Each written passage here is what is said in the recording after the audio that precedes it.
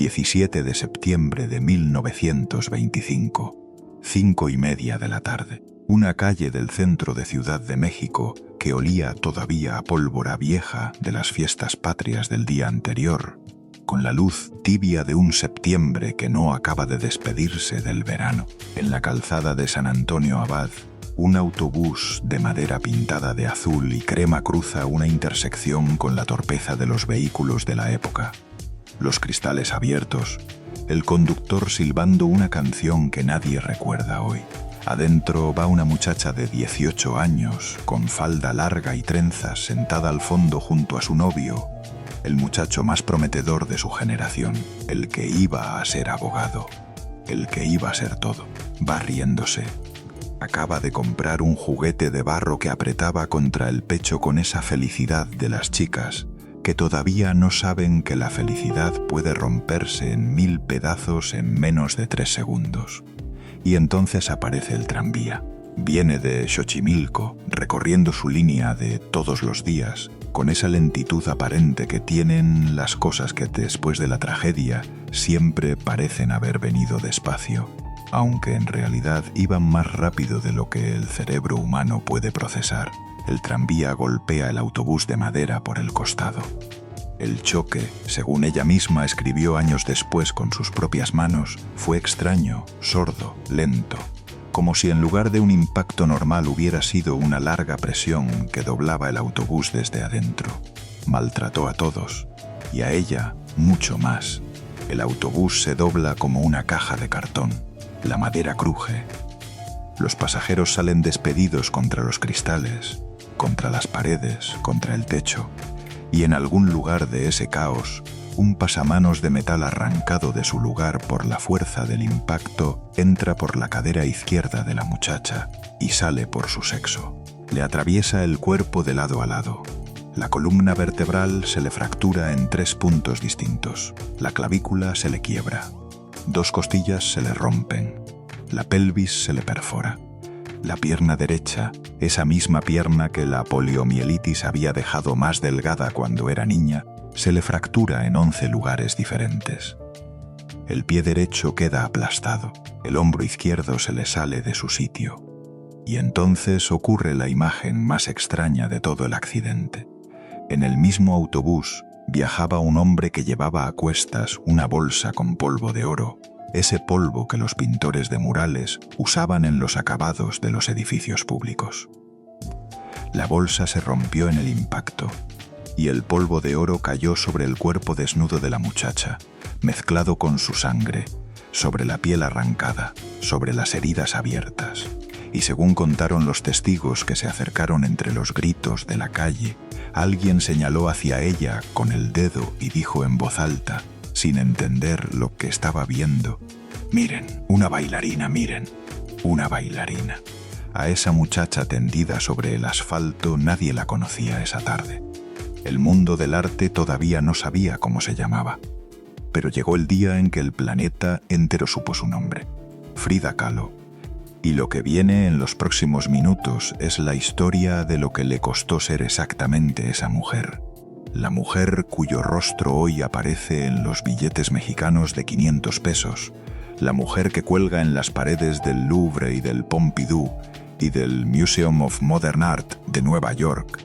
La mujer cuya Casa Azul de Coyoacán recibe 25.000 visitantes al mes.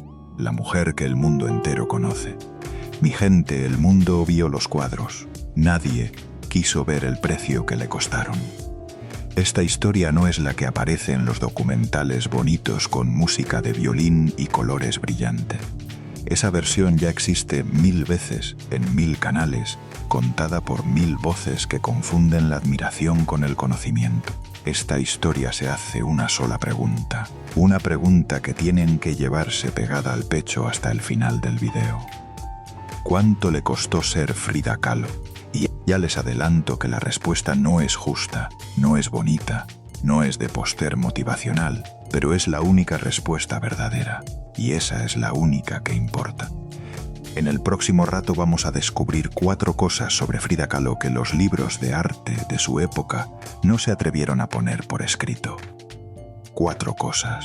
Les voy a avisar cuando llegue cada una para que no se pierdan ninguna.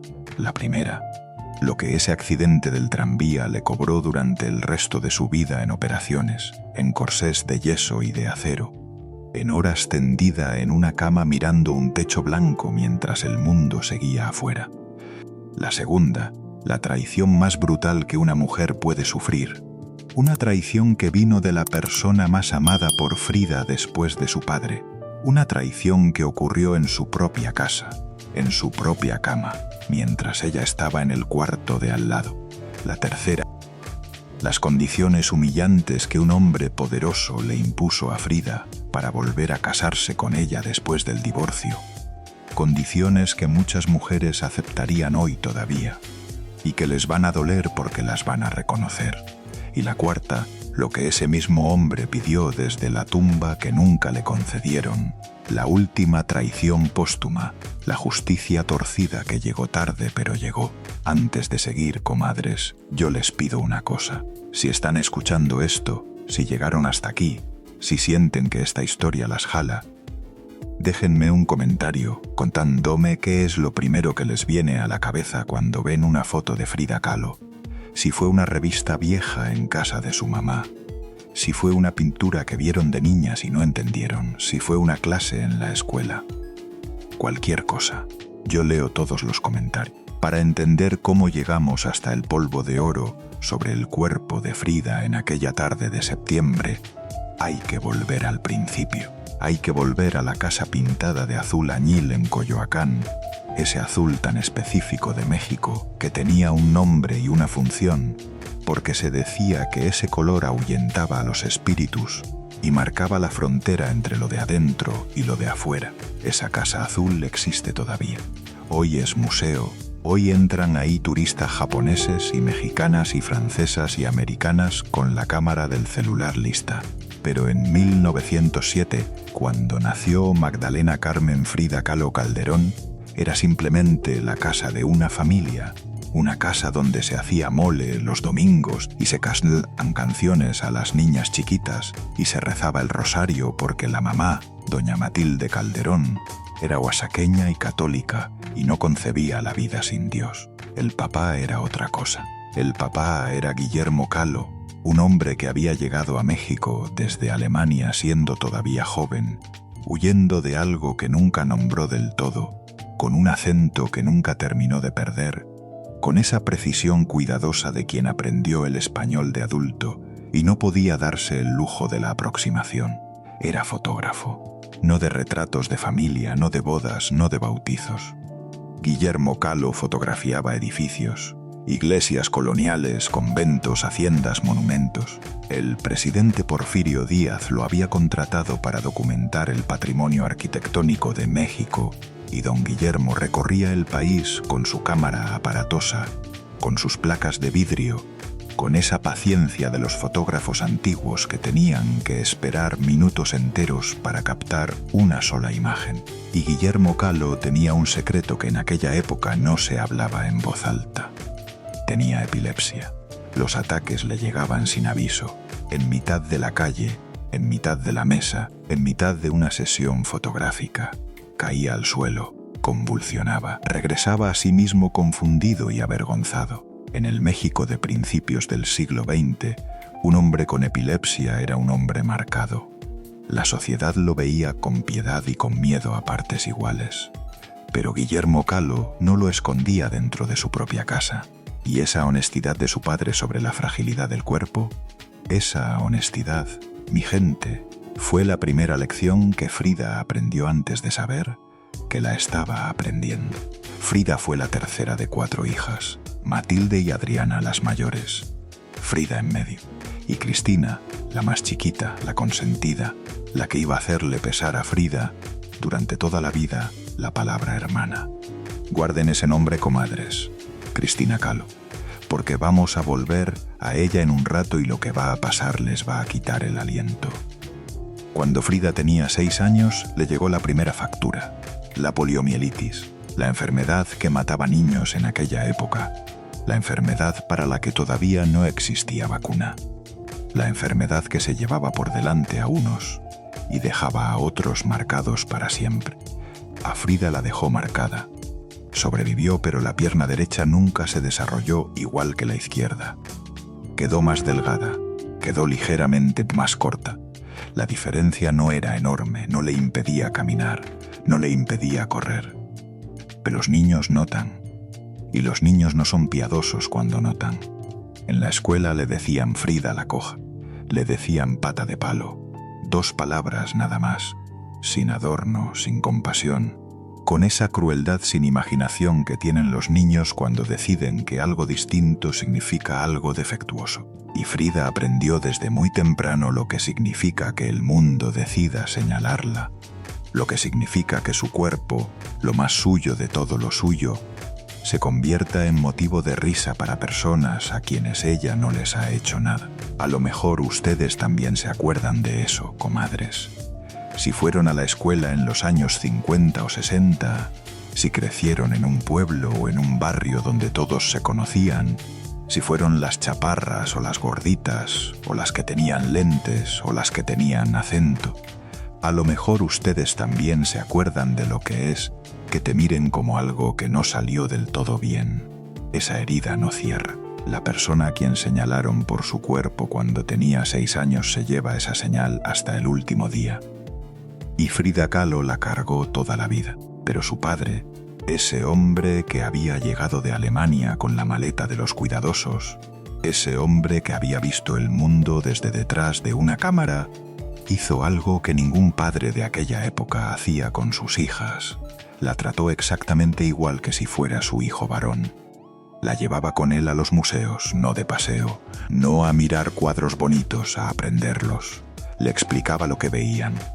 Le hacía preguntas y esperaba respuestas reales, no respuestas de niña chiquita. Le enseñó filosofía cuando los maestros de las niñas de su edad estaban enseñando bordado. Le explicó cómo la luz entra a una cámara y se convierte en imagen, cómo la realidad se vuelve fotografía, cómo una piedra puede contar una historia si uno sabe mirarla. Y la metió al deporte, a nadar, a montar bicicleta, a boxear. Boxear, comadres. Boxear en 1915 a una niña mexicana con una pierna más delgada que la otra. Esto era el escándalo del barrio de Coyoacán. Las señoras se persignaban cuando veían pasar a la hija del fotógrafo alemán con guantes de boxeo. Pero Guillermo Kahlo no veía a una niña a la que había que proteger. Veía a una niña a la que había que enseñar que el cuerpo que tenía era el cuerpo que era, y que ese cuerpo podía mucho más de lo que el mundo esperaba. Guillermo Kahlo fue el único amor de toda la vida de Frida que nunca la traicionó. Eso es importante decirlo, porque todo lo que viene después tiene más sentido cuando se entiende que Frida supo desde muy joven lo que era ser vista de verdad, no como adorno, no como apéndice, no como hija o esposa o modelo, sino como alguien con cabeza propia y con derecho a esa cabeza. Su padre le dio eso, y ningún otro hombre en su vida iba a poder sostenerse a esa altura. A los 15 años, Frida consiguió una de las cosas más difíciles que podía conseguir una muchacha en el México de 1922. Una beca en la Escuela Nacional Preparatoria, la institución más prestigiosa y más exigente del país. Para que se hagan a la idea, en esa escuela había 2.000 estudiantes matriculados. De esos 2.000, solo 35 eran mujeres. 35. Y una de esas 35 era Frida. Llevaba el pelo cortado a la garzón, esa moda que las señoras decentes consideraban escandalosa. Fumaba cigarrillos en los pasillos. Discutía de política con los muchachos con esa frontalidad que descolocaba a quienes esperaban que una chica de 15 años se callara y bajara la mirada. Se metió en un grupo de estudiantes que se hacían llamar los cachuchas, jóvenes que leían filosofía europea, que debatían sobre comunismo y nacionalismo mexicano, que hacían bromas que a veces cruzaban la línea y que lo sabían y les daba risa cruzarla. Y quería ser médica. Ese era el plan, la medicina. El cuerpo humano entendido desde adentro, Frida iba a ser doctor, hasta que el 17 de septiembre de 1925, a las 5:30 de la tarde, un pasamanos de metal le atravesó el cuerpo de lado a lado, y el plan de ser médica se convirtió en yeso, dolor y techo. Ahora sí, comadres, aquí viene lo primero que les prometí, lo que ese accidente del tranvía le cobró durante el resto de su vida. Las primeras semanas fueron un milagro y una agonía simultáneos. Los médicos del Hospital de la Cruz Roja no esperaban que sobreviviera. Tenía 18 años y 30 puntos de daño en un cuerpo que era el de una muchacha que apenas estaba empezando a ser mujer. Hicieron lo que podían hacer en 1925, que era muchísimo menos de lo que se podría hacer hoy.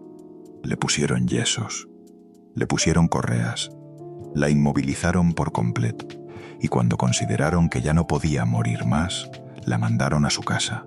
9 meses en cama. Piénsenlo, comadres.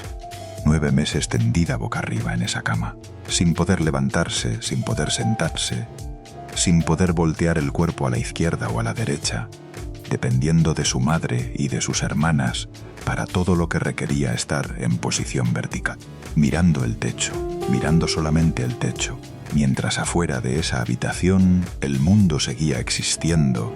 Los amigos de los cachuchas seguían en los cafés del centro de Ciudad de México discutiendo de Marx y de Lenin.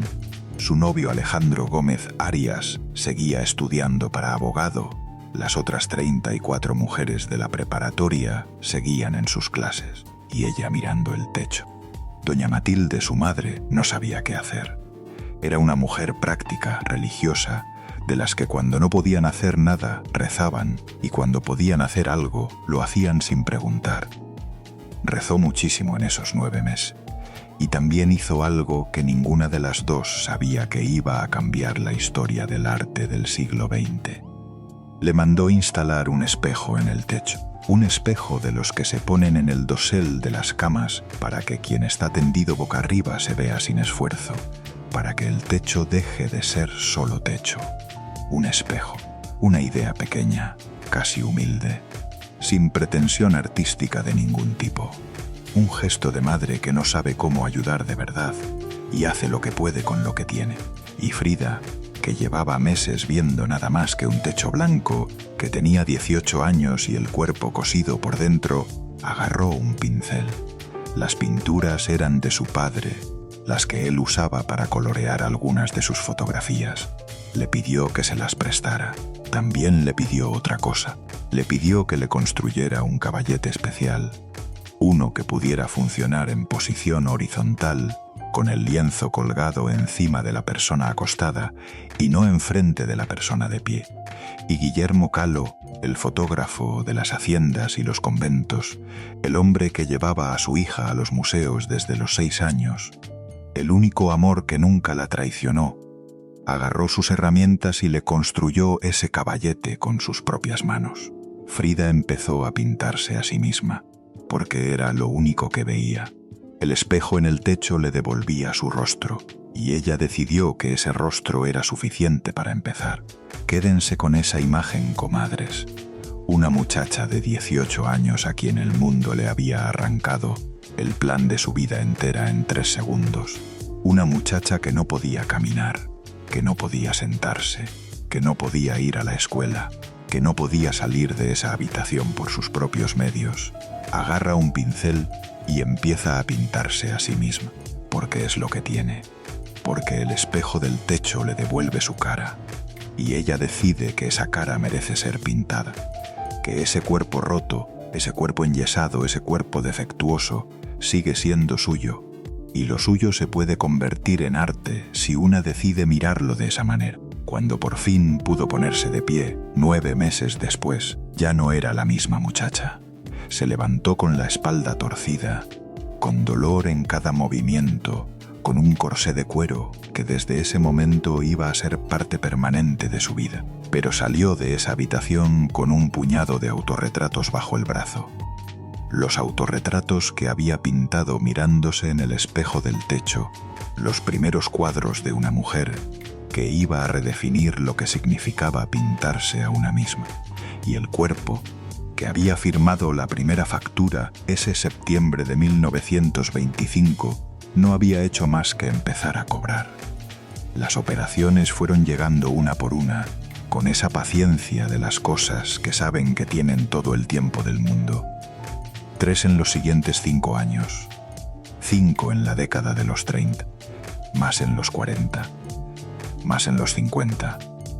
Cuando los médicos terminaron de contar al final de su vida, le habían hecho más de 30 intervenciones quirúrgicas, algunas en México, otras en Estados Unidos, donde los médicos tenían técnicas más nuevas, operaciones de columna, operaciones de pelvis, operaciones del pie, injertos óseos, reducciones, fusiones. Cada operación con su recuperación, con su nuevo corsé, con sus semanas de inmovilización, con su rehabilitación. Y entre operación y operación, dolor. Dolor todos los días. Dolor cuando se levantaba. Dolor cuando se sentaba. Dolor cuando caminaba más de unos cuantos metros. Dolor cuando hacía el amor. Dolor cuando reía con fuerza. Dolor crónico, constante, sordo. Ese dolor que no llega en oleadas dramáticas, sino que está ahí siempre. Como un compañero al que una se acostumbra a la fuerza, porque la alternativa es volverse loca. Y los corsés. Los corsés acompañaron a Frida desde 1925 hasta el día de su muerte.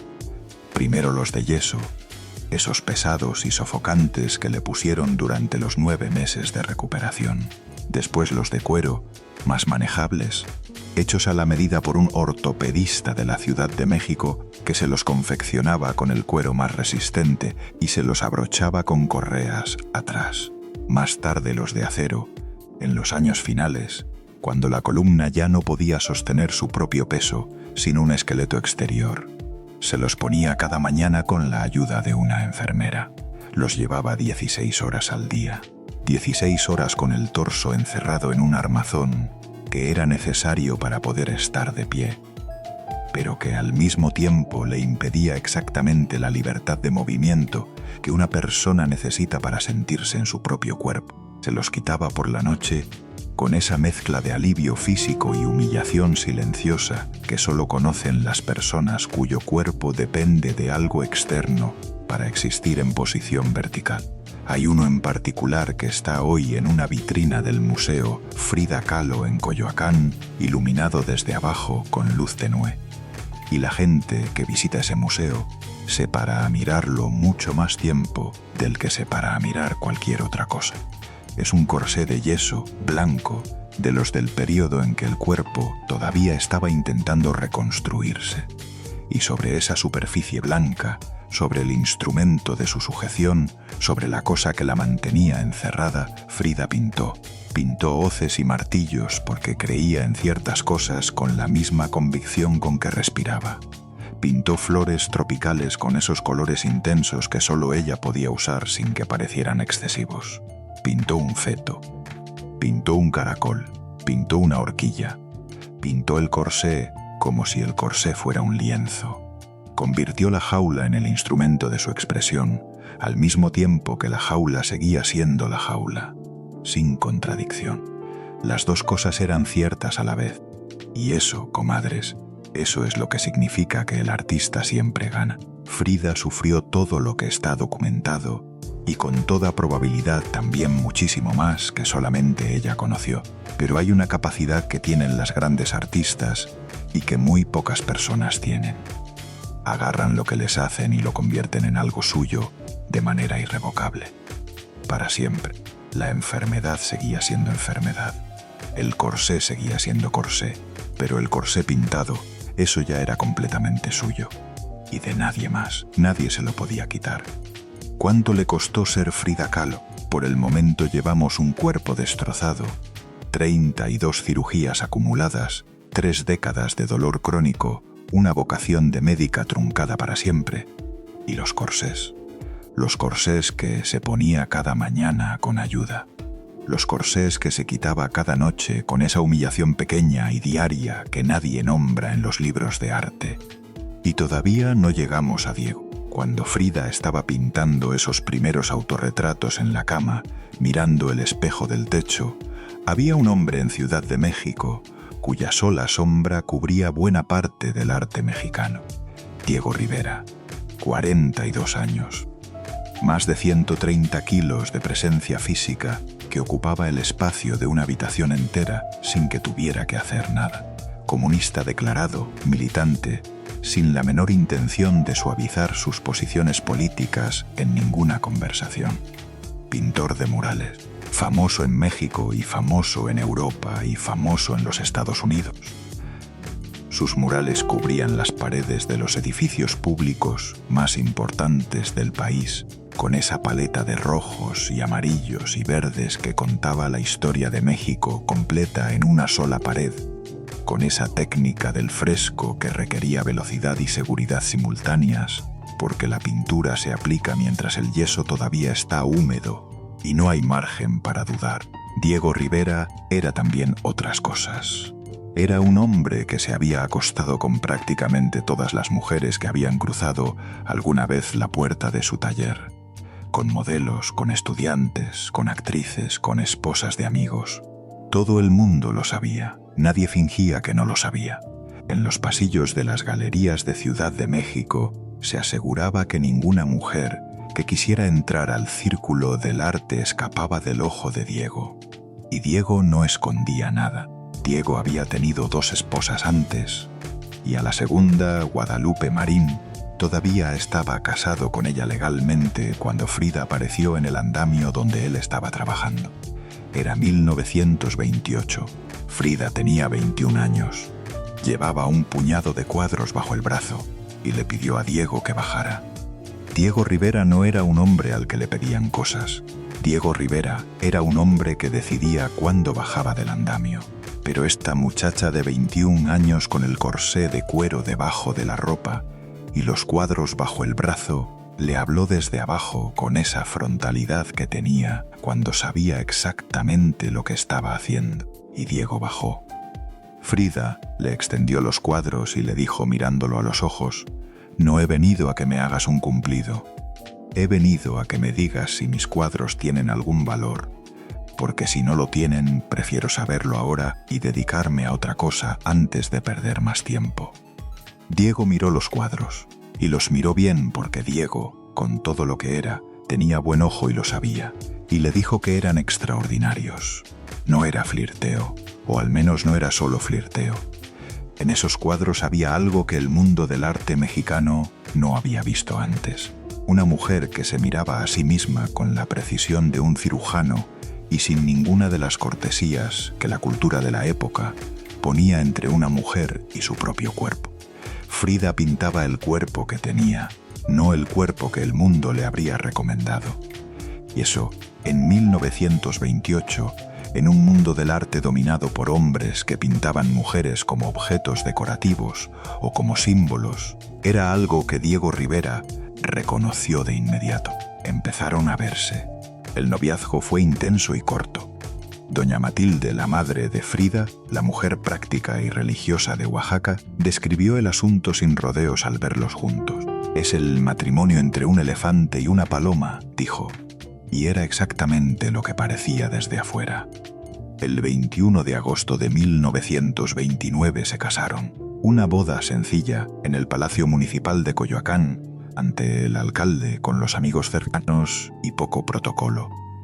Diego se divorció de Guadalupe Marín para casarse con Frida, y don Guillermo Caló, el padre que había llevado a Frida a los museos desde niña, el padre que le había construido el caballete horizontal con sus propias manos, le dijo a Diego Rivera algo que en boca de un padre de la época sonaba casi imposible. «Tenga en cuenta», le dijo, «que mi hija es una persona enferma y que lo va a ser toda su vida, pero también es la persona más inteligente que conozco.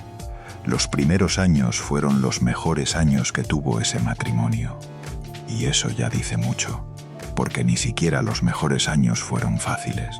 Diego seguía siendo Diego, lo cual quería decir los viajes interminables, los compromisos políticos que devoraban el tiempo privado, la escala pública que era imposible de ignorar, aunque una se lo propusiera, pero había algo genuino debajo.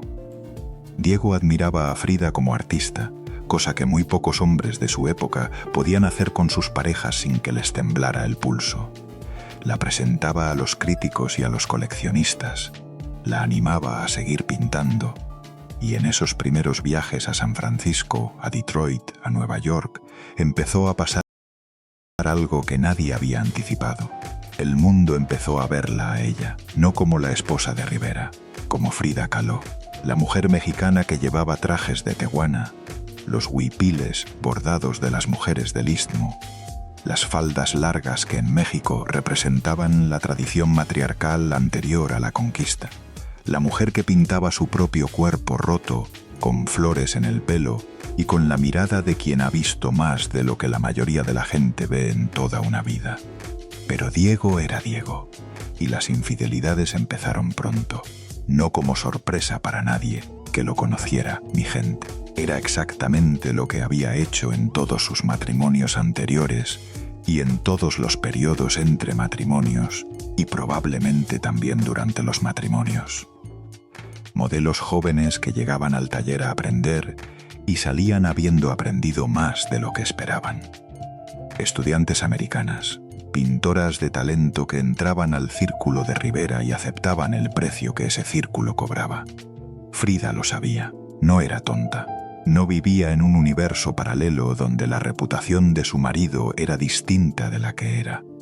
Vivía en Ciudad de México, donde todo el mundo sabía lo que Diego Rivera hacía y con quién, y donde esa información llegaba por 1000 canales que no se podían cerrar aunque una se lo propusiera.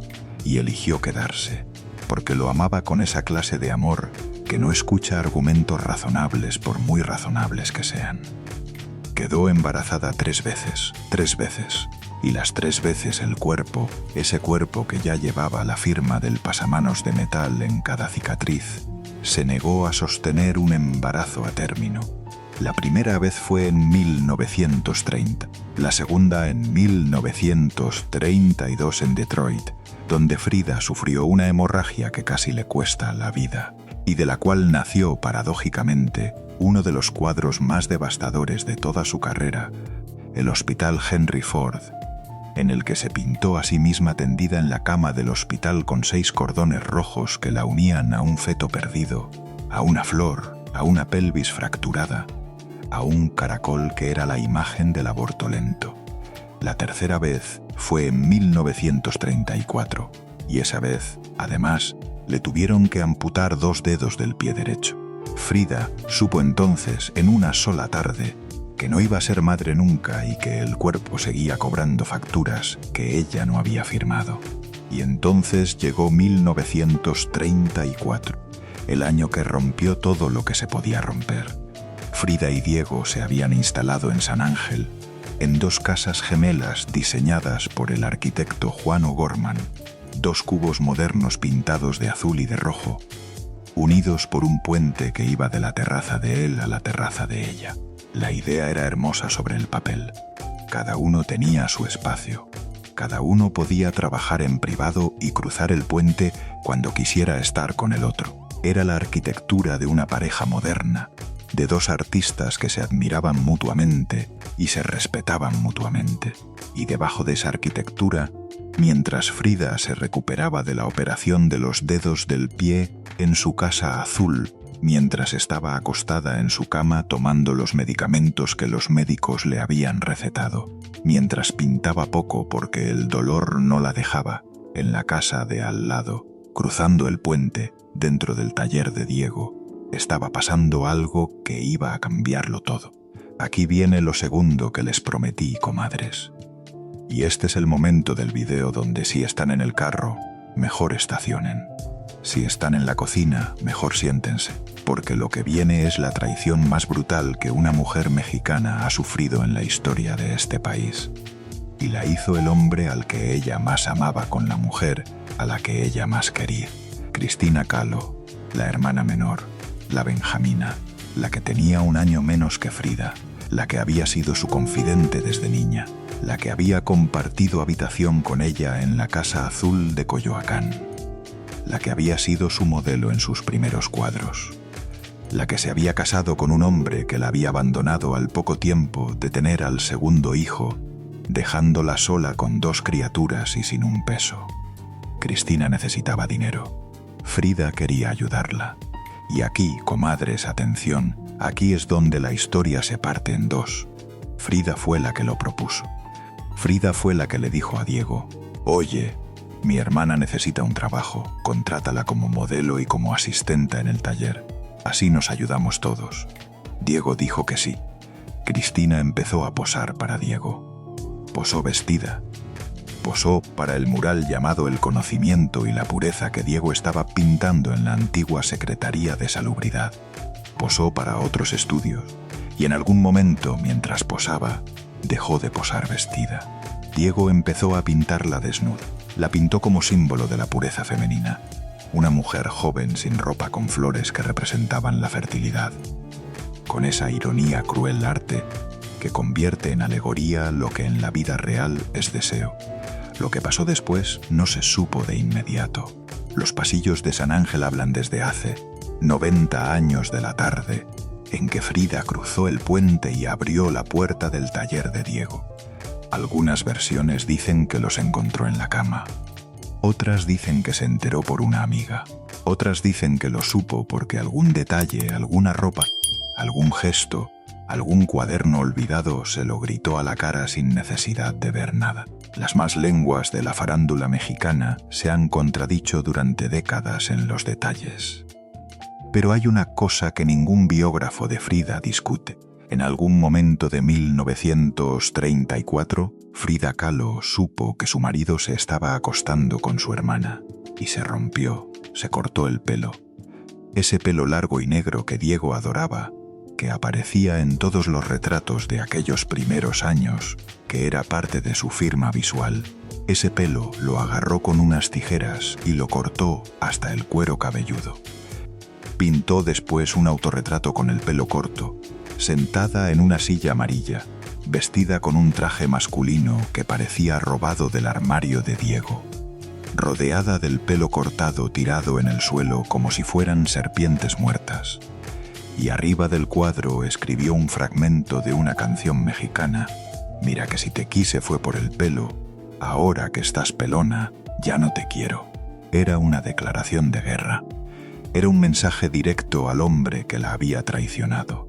Si lo que él quería era el pelo, ella se quedaba sin pelo. Si lo que él quería era la mujer mexicana de las trenzas y las flores, ella se vestía de hombre. Guardó los vestidos de tehuana, esos huipiles bordados que se había puesto cada día desde la boda, los metió al armario y cerró la puerta. Se vistió con ropa de hombre.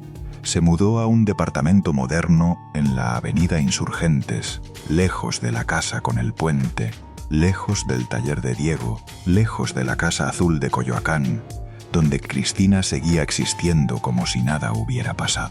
Empezó a beber, coñac principalmente, a veces tequila. A los amigos que la visitaron en aquellos meses, Frida les decía algo que se ha quedado en la historia del dolor mexicano: «Quise ahogar mis penas en alcohol, pero las condenadas aprendieron a nadar». Y se ha quedado porque esa frase, comadres, esa frase la conocen todas las mujeres de este país que han intentado alguna vez tapar con licor un dolor que no se tapa con licor. Y un año entero, todo 1934, no pintó ni un solo cuadro, nada.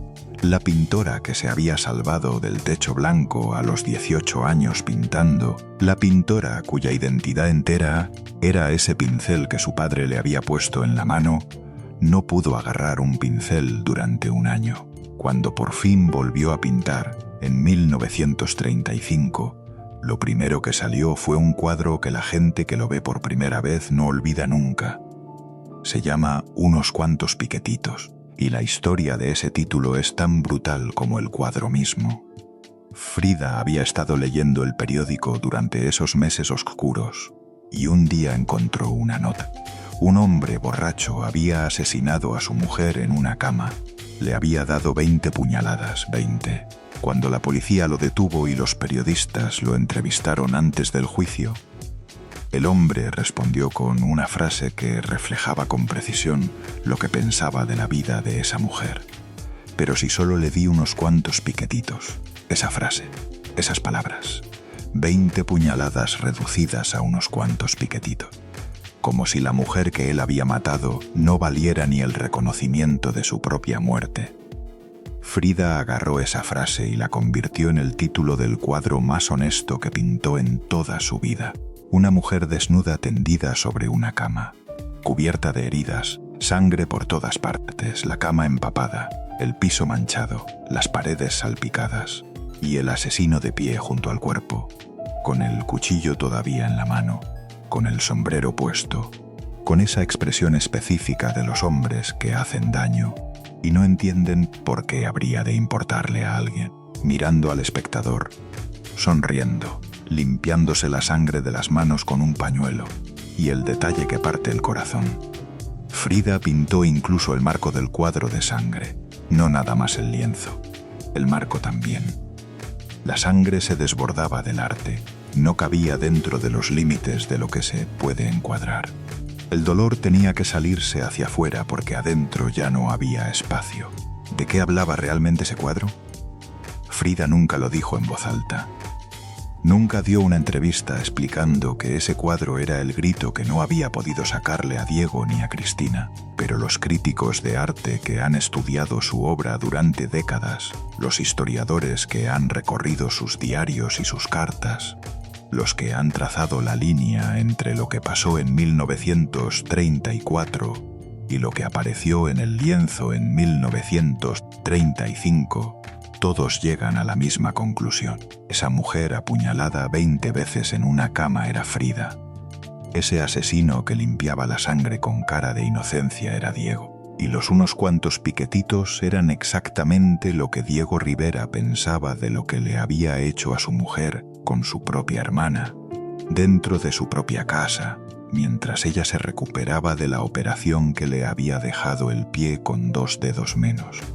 Hagamos una pausa aquí, mi gente, porque sé lo que están sintiendo. A muchas de ustedes esta historia les está tocando algo. Quizá una amiga, quizá una hermana, quizá ustedes mismas en otra época. La traición que viene desde adentro de la casa siempre duele más que la traición que viene desde afuera. Porque la de afuera se puede explicar como la maldad del mundo. La de adentro obliga a preguntarse qué tan ciega estuvo una y cuánto vio sin ver. Y esa pregunta no termina nunca de cerrar. Si esta historia las está agarrando, si sienten que tienen que contársela a alguien, si conocen a una mujer que necesita escucharla, este canal existe exactamente para eso, para contar las historias que el mundo del entretenimiento envuelve en glamour, para hacerlas digeribles y que nosotras desempacamos para devolverles la verdad. Suscríbanse, no cuesta nada. Compartan este video con esa amiga, esa hermana, esa comadre. Y déjenme en los comentarios qué fue lo que más les dolió de esta parte. Yo las leo todas. Volvamos con Frida. El matrimonio sobrevivió a Cristina, pero quedó marcado para siempre. Frida regresó a Diego un año después, con esa fuerza incomprensible que tienen los amores que ningún razonamiento puede explicar. Pero ya no era el mismo matrimonio. Frida se permitió otras relaciones, con hombres y con mujeres, porque había decidido que si Diego iba a vivir su vida en sus términos, ella también iba a vivir la suya.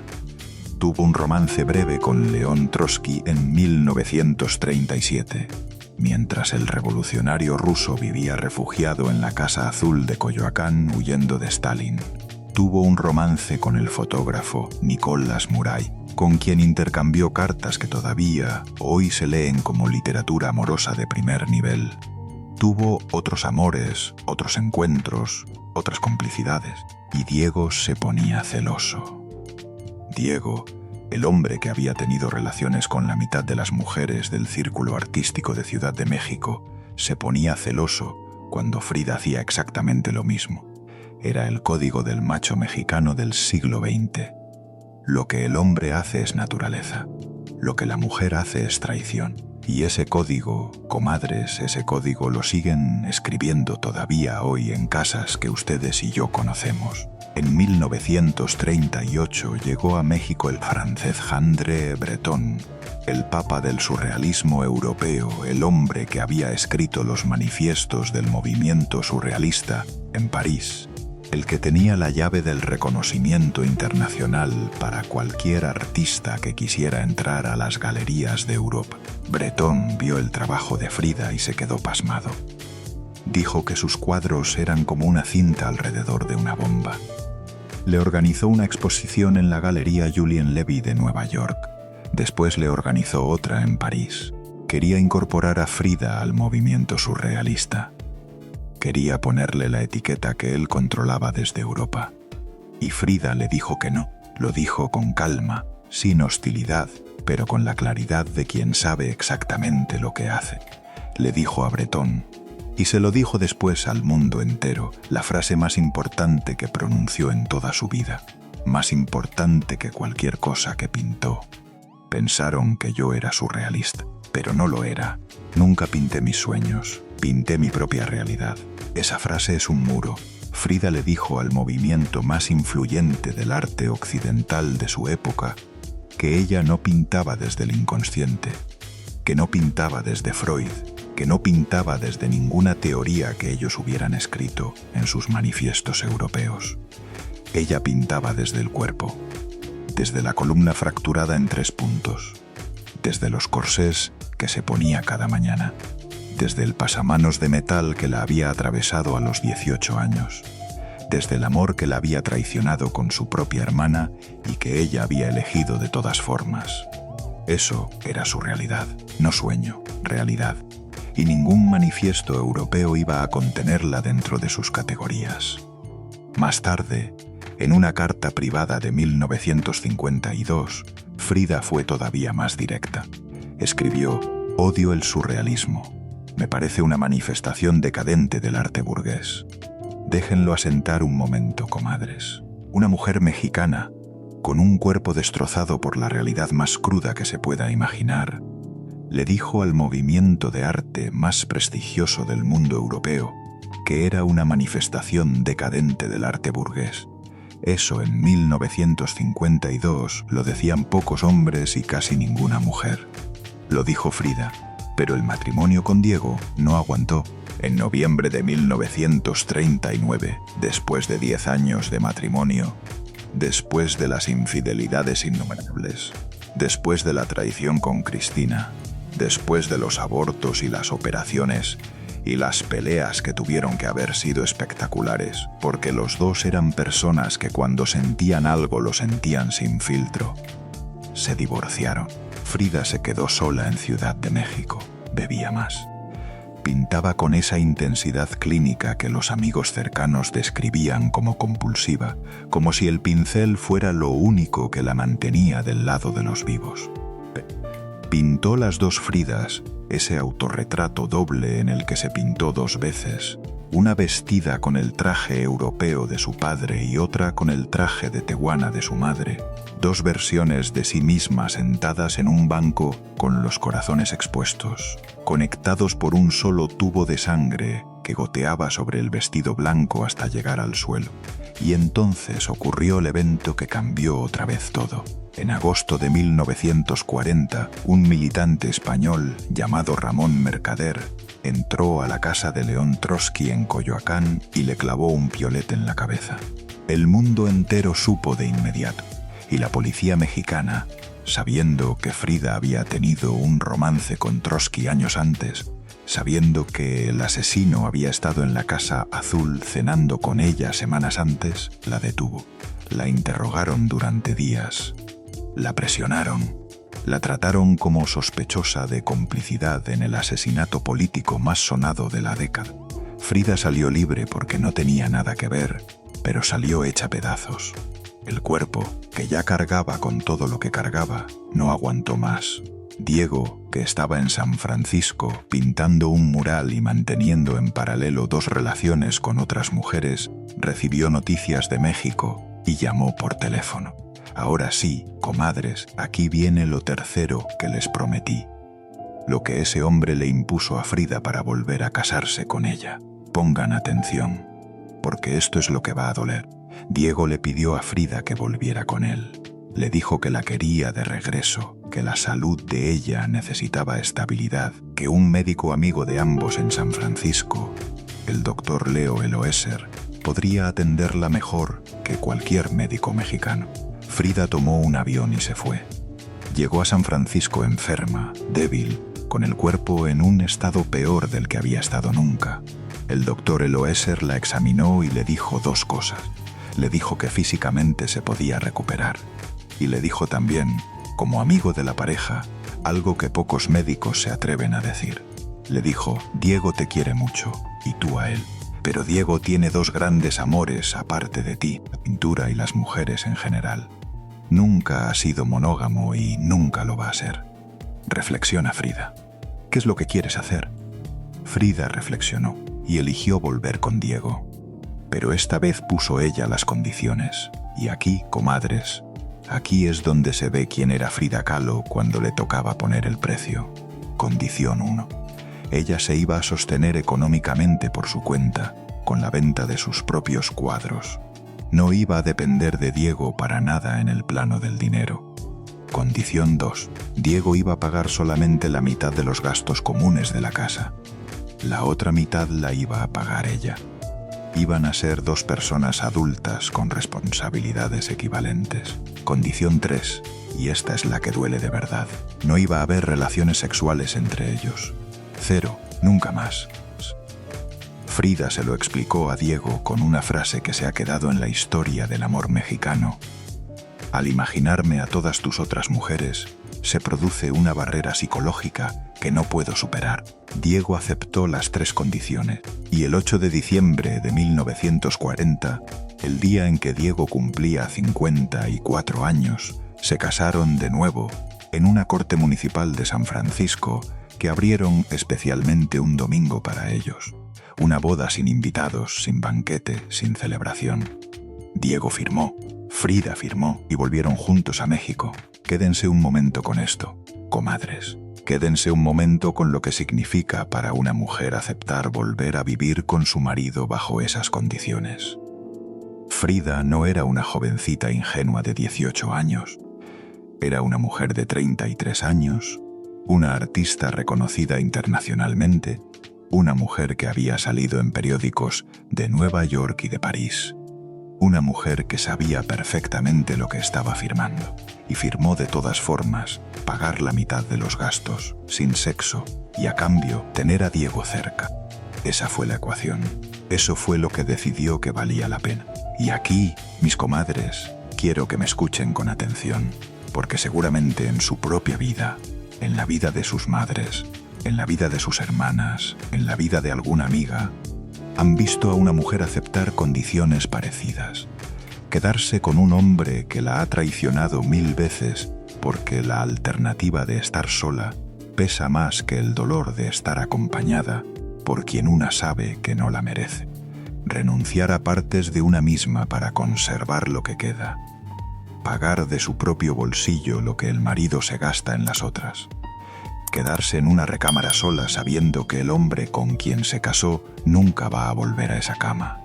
Eso no lo inventó Frida Kahlo, comadres. Eso lo han hecho millones de mujeres mexicanas. Y lo siguen haciendo hoy en este día, en algún lugar de este país, en este mismo momento mientras yo les hablo y ustedes me escuchan. La diferencia con Frida es que ella lo hizo con los ojos abiertos. Lo hizo con la dignidad de quien pone sus condiciones por escrito.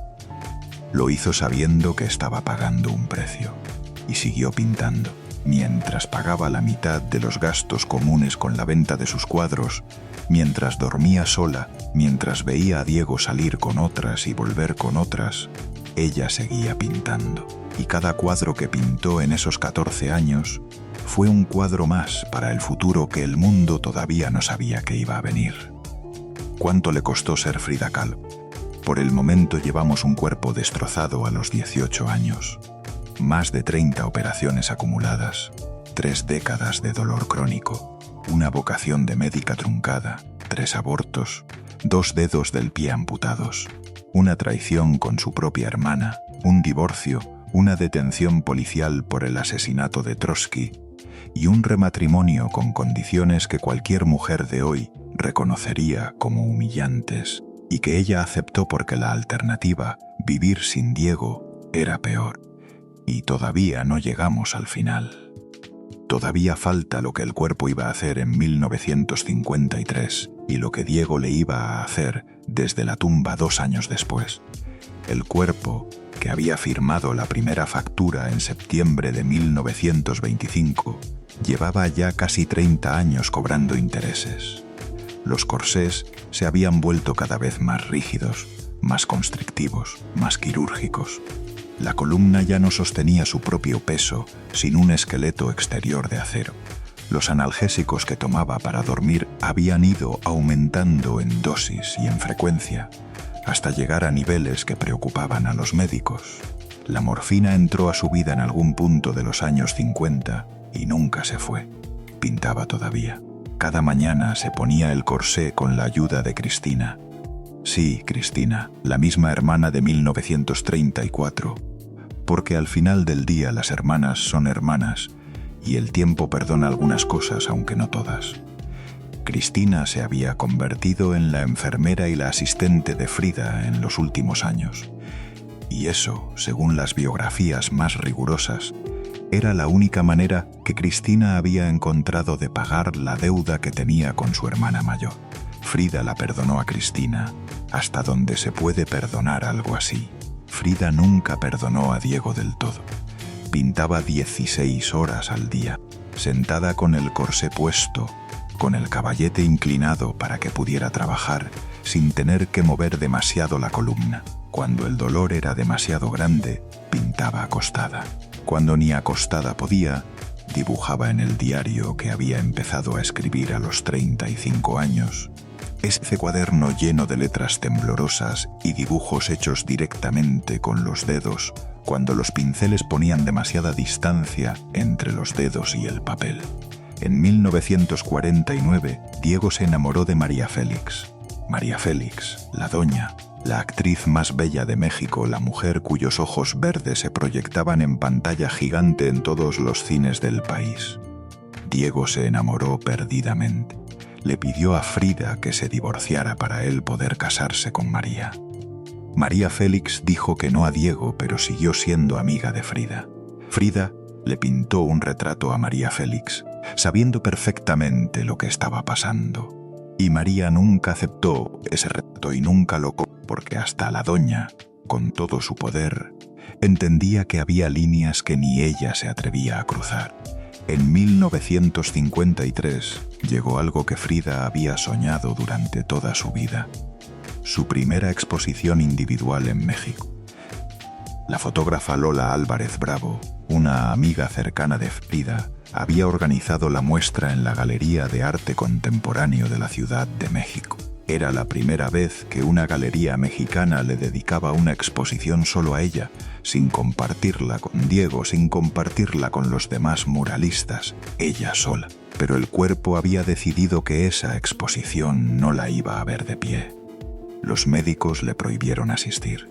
Le dijeron que su estado de salud no aguantaba una noche entera de inauguración con cientos de invitados, con el desgaste físico que eso implicaba.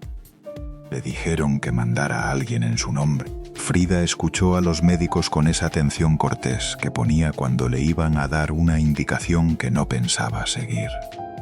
El día de la inauguración, los invitados empezaron a llegar a la galería. La sala se llenó. Los críticos, los pintores, los coleccionistas, los amigos. Lola Álvarez Bravo miraba el reloj con esa tensión que se le pone a una organizadora cuando la protagonista no aparece. Y entonces, desde afuera, llegó un ruido que nadie esperaba. Sirenas. Las sirenas de una ambulancia. La gente salió de la galería a la calle y vieron lo que iban a recordar el resto de sus vidas. Una ambulancia con escolta de motocicletas se detenía frente a la puerta. Los paramédicos abrían las puertas traseras. Y adentro venía Frida Kahlo, acostada en una cama de hospital, vestida con su traje de tehuana, las flores en el pelo, los aretes largos, las joyas en los dedos, los labios pintados de rojo. Bajaron la cama con ella encima. La metieron a la galería. Habían movido los cuadros antes para hacer espacio en el centro de la sala. Pusieron la cama de Frida ahí, justo en medio de su propia exposición, como si la última frontera entre la vida de la artista y su obra hubiera dejado de existir. Y Frida, desde esa cama, recibió a todos los invitados de la noche. Contó chistes, cantó canciones rancheras con la voz un poco temblorosa. Bebió tequila, estuvo despierta hasta tarde. La exposición fue tal éxito que la galería tuvo que prolongarla un mes más allá de lo previsto. Y Frida, en esa cama en el centro de su exposición, vivió probablemente el momento más feliz de los últimos 10 años de su vida. 4 meses después, en agosto de 1953, le amputaron la pierna derecha por debajo de la rodilla. Gangrena, la misma pierna que la polio había marcado a los 6 años. La misma pierna que el accidente del autobús había fracturado en 11 lugares a los 18. La misma pierna que había sobrevivido todo hasta que ya no pudo más y los tejidos empezaron a morirse porque la sangre no llegaba. 45 años tenía cuando le quitaron la pierna, y en su diario, ese cuaderno que llenaba con colores, que ponía con los dedos cuando los pinceles eran demasiada distancia, escribió una de las frases más citadas de toda su obra escrita: «Pies, ¿para qué los quiero si tengo alas para volar?». La gente lee esa frase y la cita como ejemplo de valentía, de resiliencia, de la mujer fuerte que no se deja vencer. Y todo eso es cierto, pero también hay otra manera de leerla. La manera de leerla como lo que era cuando Frida la escribió en ese diario que nadie más leía. La frase de una mujer que llevaba 28 años perdiendo pedazos de sí misma. Una mujer que había aprendido de la única manera en que se aprende eso, que el cuerpo puede quitarle cosas, pero no puede quitarle lo que pinta. Una mujer que ya estaba mirando hacia el final con la calma de quien ha entendido que el final también puede ser un alivio. La depresión llegó después de la amputación. Frida se negó al principio a usar la pierna de palo que le habían preparado, con su bota roja decorada y sus cascabeles. Le repugnaba, la sentía ajena, pero al final la usó porque no había alternativa, y se la decoró ella misma, con bordados chinos, con hilos de oro, porque si tenía que llevar una pierna que no era suya, al menos esa pierna iba a ser obra de arte. El 19 de abril de 1954 fue ingresada al hospital inglés por un intento de suicidio. Los médicos la atendieron, la estabilizaron, le hicieron prometer que no lo iba a volver a intentar. Frida prometió. El 6 de mayo del mismo año la volvieron a ingresar por el mismo motivo. Esta vez ya no prometió nada. Aquí viene lo cuarto que les prometí, comadres, lo que Diego pidió desde la tumba y que sus propias hijas le negaron. La última traición. La justicia torcida que llegó tarde pero llegó. El 2 de julio de 1954, Frida salió de la Casa Azul por última vez. Era una mujer ya muy enferma, con bronconeumonía, con el cuerpo sostenido por morfina y por voluntad. Pero ese día había una marcha en Ciudad de México contra la intervención de los Estados Unidos en Guatemala, contra el derrocamiento del presidente Jacobo Arbenz por la CIA. Y Frida, comunista hasta el último día, comunista cuando la moda era ser comunista, y comunista cuando la moda dejó de serlo, no se iba a perder esa marcha. Diego la llevó en una silla de ruedas, sostuvo una pancarta con la mano que le quedaba libre, marchó. Volvió a casa con fiebre. El 6 de julio cumplió 47 años. Hubo una fiesta en la Casa Azul. Más de 100 invitados. Las mañanitas, mole de pavo, tamales con atole. Frida sentada en la cabecera de la mesa con su traje de tehuana, con los aretes largos, con las flores en el pelo, con los labios pintados, recibiendo a todos como si fuera una despedida. Y probablemente sí lo era, porque 6 días después, el 12 de julio, Frida le entregó a Diego una caja pequeña con un anillo adentro, un regalo de aniversario. El 25 aniversario de bodas estaba programado para el 21 de agosto. Todavía faltaban 17 días. Diego abrió la caja, vio el anillo y le preguntó a Frida por qué se lo daba tan pronto. Frida lo miró con esa calma que había aprendido a sostener desde los 18 años, mirando el espejo del techo, y le contestó: «Porque siento que te voy a dejar muy pronto». Esa noche durmieron en habitaciones separadas, como llevaban 14 años durmiendo desde que firmaron las condiciones del segundo matrimonio. La enfermera se quedó con Frida hasta las 2:30 de la madrugada. A las 6 de la mañana del 13 de julio de 1954, la enfermera regresó al cuarto. Frida tenía los ojos abiertos. Estaba fría. La causa oficial que escribieron en el acta de defunción fue embolia pulmonar, un coágulo que viajó hasta el pulmón y detuvo lo que todavía quedaba por detenerse. Pero los pasillos de Coyoacán han hablado durante 70 años de que esa no fue la historia completa, comadres. Las dosis de analgésicos que tomaba Frida en esos últimos meses eran preocupantemente altas. La última entrada de su diario, escrita pocos días antes de morir, decía claramente: «Espero alegre la salida y espero no volver jamás». Su último dibujo en ese diario fue un ángel negro que la biógrafa Hayden Herrera interpretó como el ángel de la muerte. Al cuerpo de Frida nunca se le practicó una autopsia porque Diego se opuso, y según la propia hija de Cristina, Isolda Pinedo Calo, en sus memorias publicadas décadas después, había moretones extraños en el cuerpo de Frida que nadie quiso explicar. Las malas lenguas insistieron durante décadas en que Frida eligió irse esa madrugada, que dejó la dosis exacta sobre la mesita, que la enfermera que vio algo se cayó para siempre, que Diego sabía, que por eso se negó a la autopsia. Esa versión nunca se confirmó oficialmente, y a estas alturas, casi 70 años después, ya no se va a confirmar. Pero también es cierto que muchos de los biógrafos serios de Frida la dan por probable. Quizá esté bien que nunca se sepa. Frida Kahlo tuvo en vida pocas cosas que fueran completamente suyas sin que nadie pudiera explicárselas desde afuera.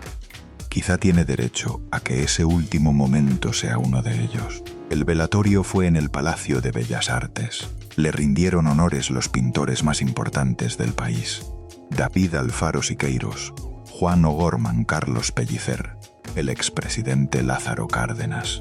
Pero alguien cubrió el ataúd con una bandera del Partido Comunista Mexicano, con la hoz y el martillo bordados sobre fondo rojo.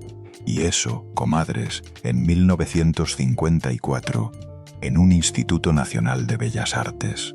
Fue un escándalo internacional. El director del INBA, Andrés I. Duarte, fue cesado del puesto por haber permitido la bandera roja. Pero Frida ya no estaba ahí para opinar. Frida había hecho lo último que iba a hacer en su vida, que era irse rodeada exactamente de los símbolos en los que creía, sin pedirle permiso a nadie. La cremaron el 14 de julio en el Panteón Civil de Dolores. Diego recogió las cenizas con sus propias manos, las envolvió en una tela roja, las guardó en una caja de cedro y se las llevó a la Casa Azul de Coyoacán. Las depositó en una urna prehispánica de barro oaxaqueño con forma de sapo. Y el detalle del sapo, mi gente, es lo que parte el corazón del final de esta historia. Porque Frida le decía a Diego cariñosamente Saporrana. Le decía mi Saporrana querido. Era el apodo íntimo que solo entre ellos se entendía. Y Diego, sabiendo eso, eligió una urna con forma de sapo para que las cenizas de Frida descansaran dentro de la figura del apodo que ella le había puesto a él. En ese mismo gesto, en esa misma tarde de julio de 1954, Diego anunció en voz alta delante de los que estaban presentes que cuando él muriera, quería que lo cremaran a él también, y que sus cenizas se mezclaran con las de Frida, dentro de esa misma urna de sapo, que los dos quedaran juntos para siempre en la Casa Azul de Coyoacán. Lo dijo con esa voz quebrada de los hombres que se dan cuenta tarde de lo que tenían cuando ya no lo tienen. Y un año después, en julio de 1955, Diego Rivera lo puso por escrito. En un testamento formal, en una carta dirigida a sus dos hijas, Guadalupe y Ruth Rivera Marín, las hijas que había tenido con su segunda esposa, Lupe Marín, antes de casarse con Frida, Diego escribió palabra por palabra cuál era su última voluntad. Deben trasladarse mis restos directamente del lugar del deceso, sea hospital, mi domicilio u otro lugar cualquiera, al horno crematorio y de ahí a mi casa de Coyoacán, y mezcladas mis cenizas a las de Frida, que quedarán a perpetuidad en esa casa, que según nuestro plan será convertirla en lugar museo memorial de Frida Kahlo, a perpetuidad, para siempre, junto a Frida. Esa fue la última voluntad escrita y firmada del muralista más famoso de México. Diego Rivera murió el 24 de noviembre de 1957, 3 años después que Frida, de un cáncer que lo había estado consumiendo en silencio. Tenía 70 años. Y aquí, comadres, aquí es donde llega la justicia torcida, que llegó tarde pero llegó. Las hijas de Diego, Guadalupe y Ruth Rivera Marín, junto con la cuarta y última esposa de Diego, una mujer llamada Emma Hurtado, con quien Diego se había casado un año antes de morir, se reunieron para decidir qué hacer con las cenizas, y decidieron que no. Decidieron contrariar la última voluntad escrita y firmada del hombre que las había engendrado, las había criado y las había puesto en su testamento. Decidieron que las cenizas de Diego Rivera no irían a la Casa Azul de Coyoacán. Decidieron que no se mezclarían con las de Frida. Decidieron que el muralista más famoso del país merecía un lugar más elevado, más oficial, más nacional.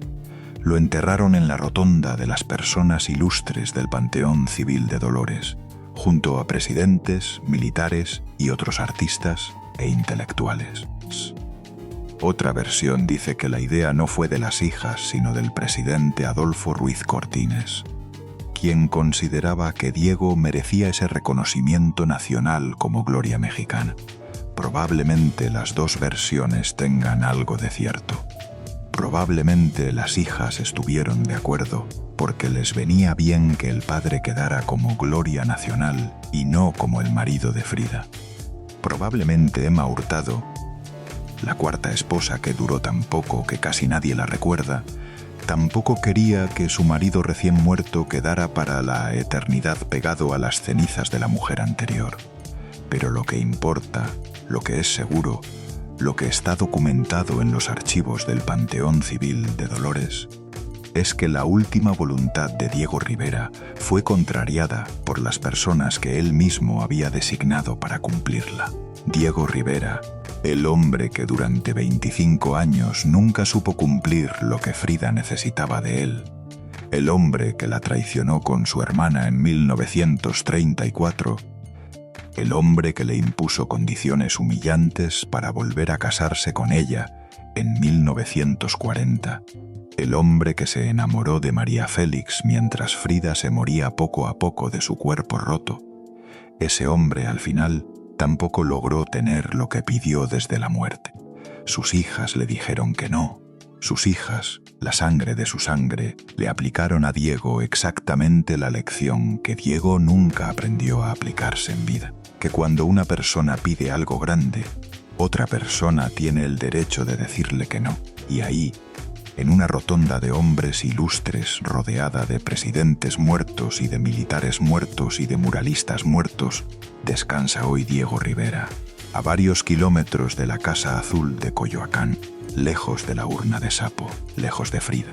Las cenizas de Frida Kahlo siguen en esa urna, dentro de su cuarto de noche, sobre un tocador que hace las veces de altar, en la habitación donde se vistió cada mañana durante los últimos años de su vida. 25.000 personas al mes pasan delante de esa urna. La fotografían. Algunos lloran. Otros no entienden bien qué están viendo y se les explica en voz baja que ahí adentro está ella. Solamente ella. Frida sola, dentro de la figura del sapo que era el apodo cariñoso de un hombre cuyas cenizas nunca llegaron a esa habitación. Y ahí está, comadres, la única justicia de toda esta historia. Diego Rivera quiso que sus cenizas se mezclaran con las de Frida para fundirse con ella en la eternidad y compensar lo que no había sabido sostener en vida. Le dijeron que no. Y al final, Después de todo lo que había pasado, después de todas las facturas que Frida había pagado por amar a ese hombre, después de los 25 años de matrimonios y divorcios y traiciones y reconciliaciones, Frida Kahlo siguió siendo solamente de ella misma. Hoy la Casa Azul de Coyoacán recibe 25.000 visitantes al mes, según las cifras del propio museo. 25.000 personas que vienen de Japón, de Francia, de Argentina, de Italia, de Alemania, de Estados Unidos, a ver dónde nació Frida, dónde pintó Frida, dónde sufrió Frida, dónde murió Frida.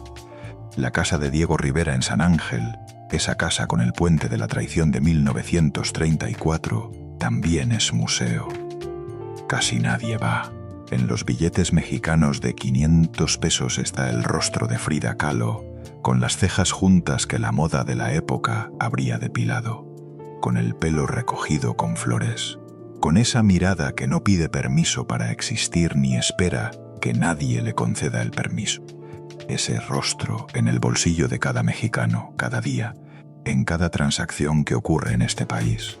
Y Diego Rivera no está en ningún billete. En los museos más importantes del mundo, en el Museum of Modern Art de Nueva York, en el Centre Pompidou de París, en la Tate Modern de Londres, está Frida Kahlo, las dos Fridas, la columna rota, el Hospital Henry Ford, el venado herido, autorretrato con collar de espinas. Cuando alguien pregunta hoy por Diego Rivera en el contexto de una conversación sobre arte mexicano del siglo XX, la respuesta más común es la misma en cualquier idioma. Así el marido de Frida, el hombre que durante años fue la sombra bajo la que Frida tuvo que pintar para que el mundo finalmente la viera a ella. Ese hombre, hoy, es conocido en buena parte del mundo como el marido de ella. La historia tiene esa clase de justicia retorcida que no se puede planificar y que sin embargo llega siempre tarde, después de que ya no hay forma de reparar el daño original, pero llega de todas formas con una precisión casi calculada. Los corsés pintados están en vitrinas del Museo Frida Kahlo.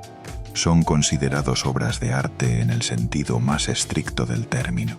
Los curadores de los museos más importantes del mundo los clasifican junto a los lienzos. Los investigadores los estudian con el mismo rigor que estudian las pinturas. Los visitantes se paran a mirarlos mucho más tiempo del que se paran a mirar cualquier otra cosa en el museo.